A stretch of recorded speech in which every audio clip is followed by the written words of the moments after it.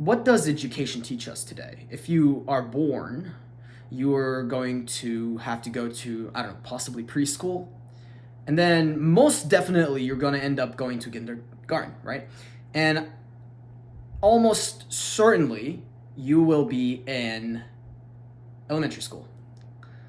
So you're going through all of these levels: elementary school, middle school, high school, and then you're supposed to go to college, right?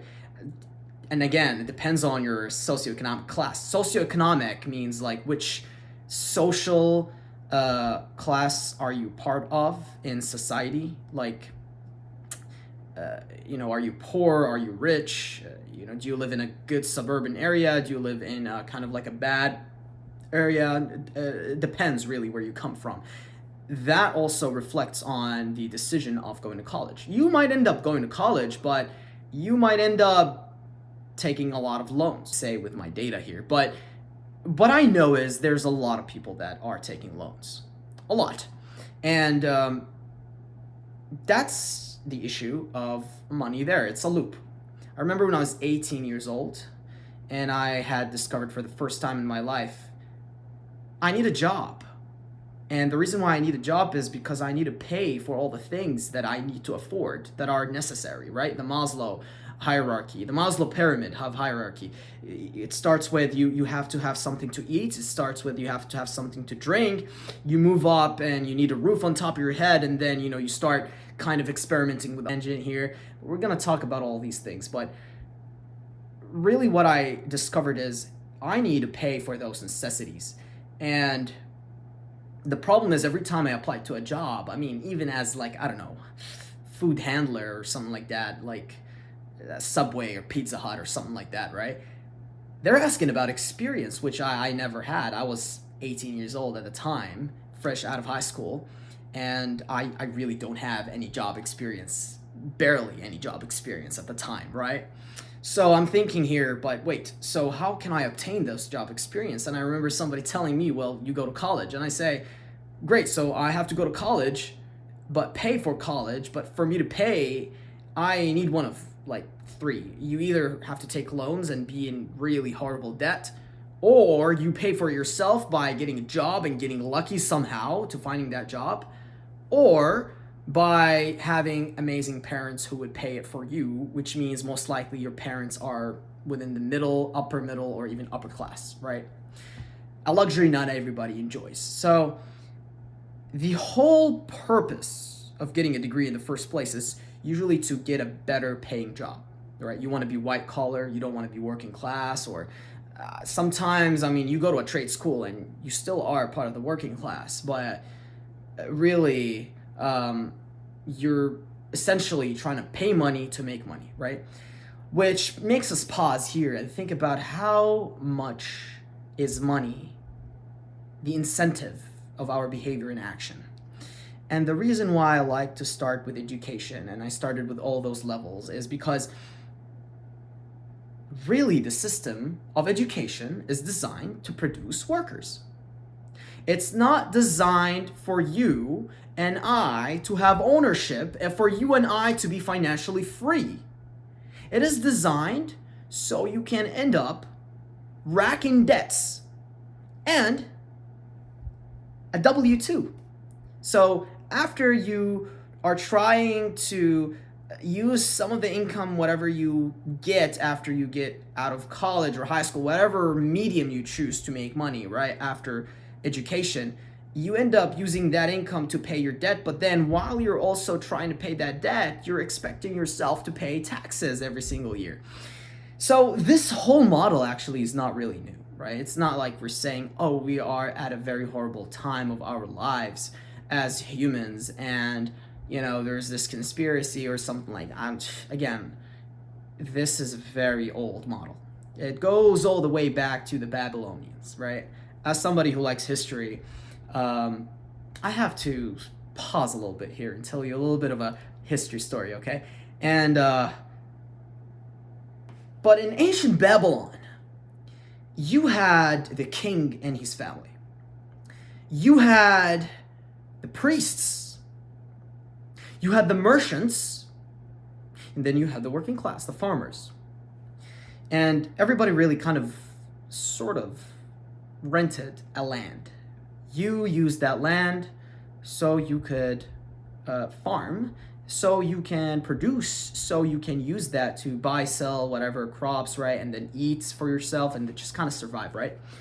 Now, how did they rent it? They were paying taxes on those lands, right? You had to pay taxes to the state, basically the king and his people, and the nobles and all that. And the people who collected those taxes were actually the priests. Yes, I'm talking about the priests of the temples. Today, those temples, we may call them churches, we may call them synagogues, we may call them mosques. Yes, the place of worship. The priests were the ones collecting the taxes and storing them. Those taxes were basically barley and wheat that they would collect, right? So based on your land, how many acres, right? That those terms and measurements, they kind of actually invented them. Ancient humans invented them because they were trying to measure how much they can take from you, right? So, or build, right? So they were like, okay, listen, every single year we have to take about, I don't know, 20 pieces of like crops, wheat, barley, whatever, because let's say your land was like 5, 3, 10 acres, right? Depends on how big your land is. Now, not a lot of people, let me tell you, most people were in debt in that society. So what they did is, I'm talking about the working class, of course, they would end up having to owe the government taxes, right? The barley, wheat, whatever. And the priest would come to them and say, oh, very bad. The gods will be bad. The gods will be mad at you. And the gods support the king. And, the king is not going to be happy. You got to pay taxes, man. So what was the law in ancient Babylon? The law was if you can't pay your taxes, you got to end up working as a slave for a fixed amount of time, like a contract, basically, right? It's like an employment, W-2 kind of thing, right? You have to work for a fixed amount of times in order to pay back that debt, which is the tax. And then at a certain time, year over year, every single time you're just not able to pay, you're growing older, right? You go to the palace, to whichever noble person, I don't know, king, and you work. You work until you pay off what you got to pay off. And what ends up happening is you come back, you can't pay taxes, you come back, you get older, you can't do it. What happens now? Your son, your daughter, your wife, your grandson, so on. We call that generational poverty, right? It's a cycle. So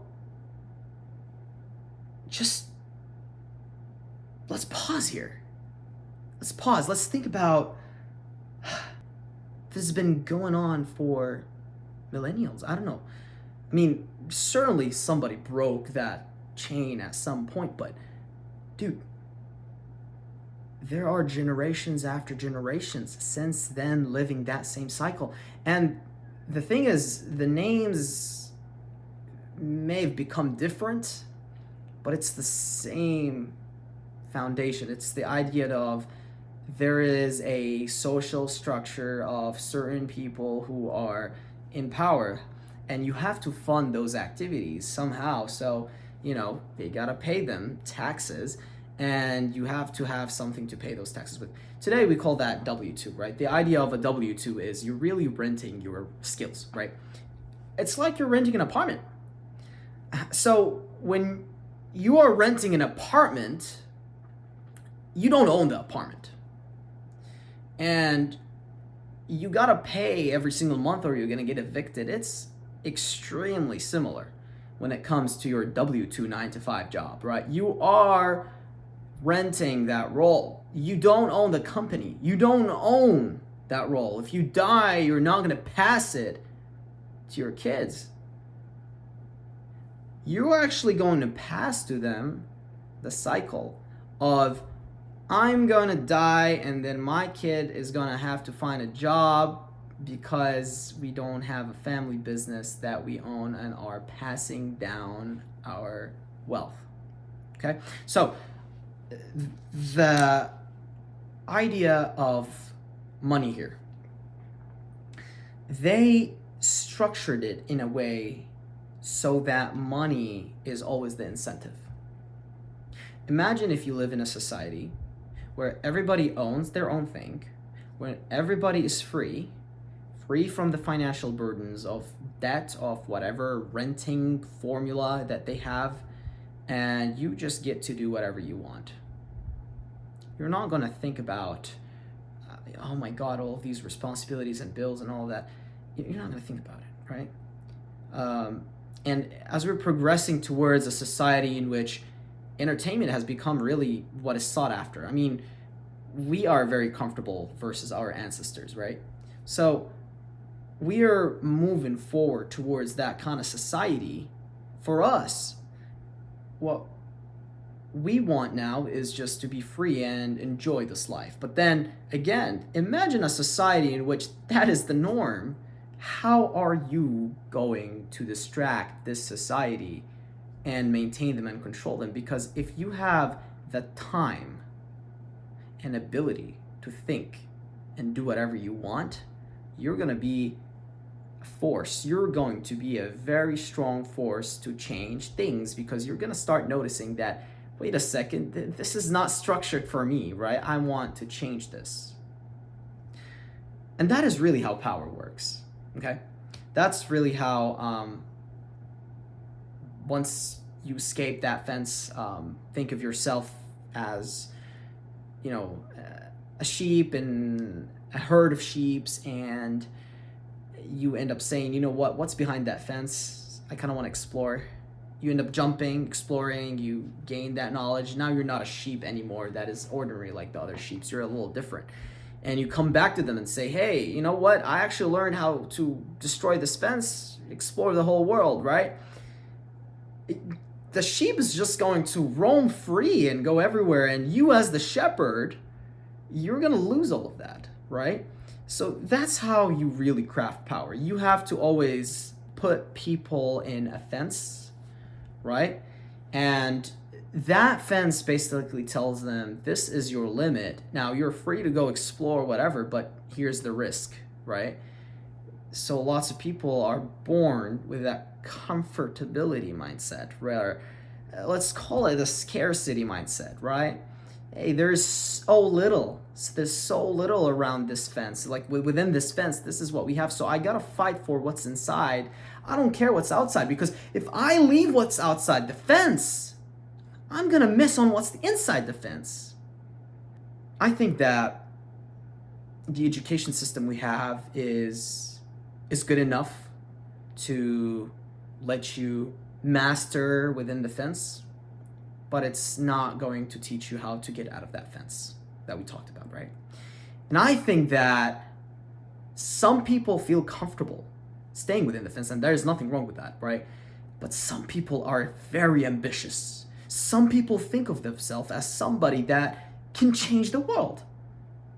And there's absolutely nothing wrong with that. Listen, there is nothing wrong with you if you are trying to change the world. If you're trying to be the next big celebrity, if you're trying to be the next big global businessman, if you're trying to become a president, a world leader, a king, I don't know, right? I don't know, if you wanna go colonize Pluto, right? Not even Mars. There is no problem with that. But you just understand that, you should understand that there is a risk, and the structure that is around you is not going to get you there. You're going to have to venture on your own, my friend, and try to find that journey, that story that will help you understand and build the skills and experience to get you to that level you were thinking about. And it's going to be one of the toughest journeys ever. And that is why, my friends, not everybody is wealthy. And that is why everything around you, everybody you meet, they feel that there is a limit to them, okay? So, takeaway from this video is, again, explore. Don't put limits in your head. Think in abundance. There's a lot of things around there. And if you have something to talk about, start sharing and never put a limit on yourself. Thank you for watching.